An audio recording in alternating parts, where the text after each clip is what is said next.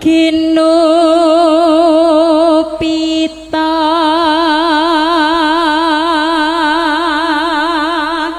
kangku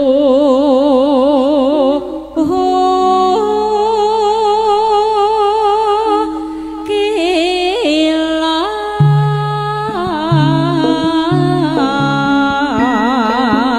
aranira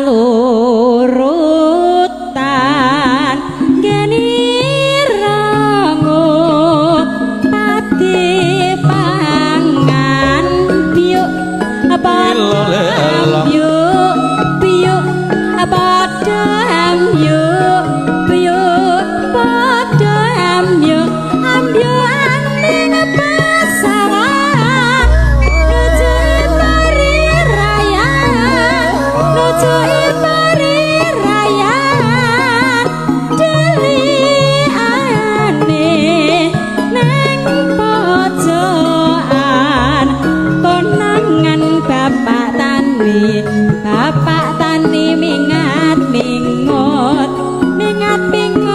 hamba sangut natani parine kasru.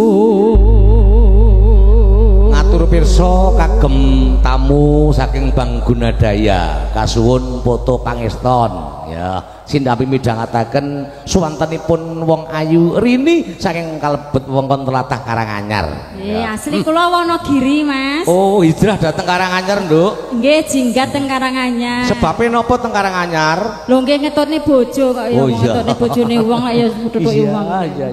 Nggih, Bu. Sumuk nggih, Bu. Kula nggih sami niki teles kabeh lho, Bu. Jero-jero sak mili-mili ngampet kula, Bu.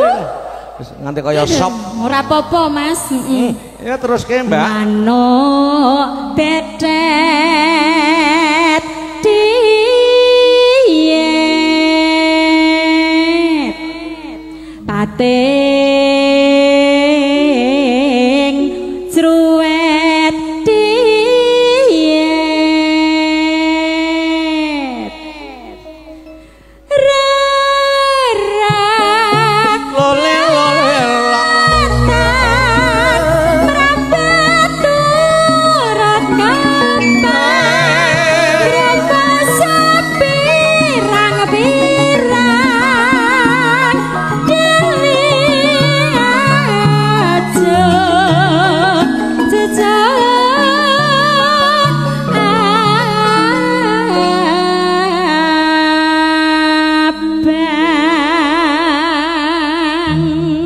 iki seneng aku Mbak Rini. Pripun? Senengane yoga, sinden yoga, penyanyi. Apa, Mas? Mulih genjrit. Kok mulih genjrit? Anggere berbayaran tuh majangan mulih wis tanpa pamit. Ya. Manuk braga nggonmu ngladak delak-delak Hayong cocok mepet tenggo anjejerane ngabaleta